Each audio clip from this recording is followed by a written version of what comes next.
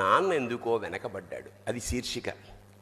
అమ్మ 9 నెలలు మోస్తే నాన్న 25 ఏళ్ళు. రెండూ సమానమే అయినా నాన్న ఎందుకో వెనకబడ్డాడు. ఇంట్లో జీతం తీసుకోకుండా అమ్మ, తన జీతం అంతా ఇంటికే ఖర్చు పెడుతూ నాన్న, ఇద్దరి శ్రమ సమానమే అయినా అమ్మ కంటే నాన్న ఎందుకో వెనకబడ్డాడు.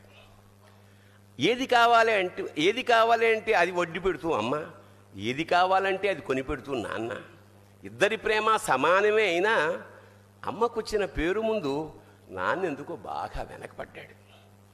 ఫోన్లోనూ అమ్మ పేరే, దెబ్బ తగిలినప్పుడు అమ్మ అని పిలవడే, అవసరం వచ్చినప్పుడు తప్ప మిగతా అప్పుడు గుర్తురానందుకు నాన్న ఎప్పుడైనా బాధపడ్డా? ఏమో. ఇద్దరూ సమానమే అయినా పిల్లల ప్రేమను పొందడంలో తరతరాలుగా నాన్న ఎందుకో వెనకబడ్డాడు. అమ్మకి మాకు బీరువా నిండా రంగురంగుల చీరలు బట్టలు, నాన్న బట్టలకు దండెం కూడా నిండదు. తనని తాను పట్టించుకోవడం రాని నాన్న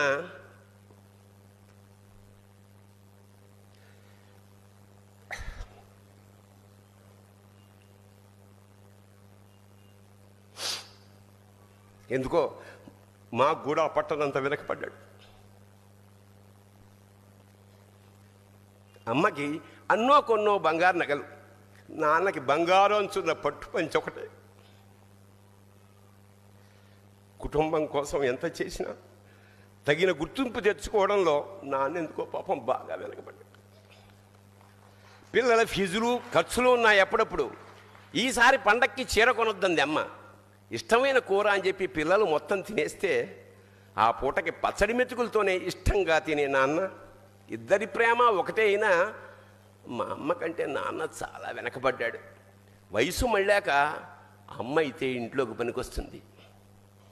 నాన్న ఎందుకు పనికిరాడని మేము తీర్మానం చేసుకున్నప్పుడు కూడా వెనకబడింది నాన్నే. నాన్న ఇలా వెనకబడిపోవడానికి కారణం ఆయన మా అందరికీ వెన్నెముక కావడమే.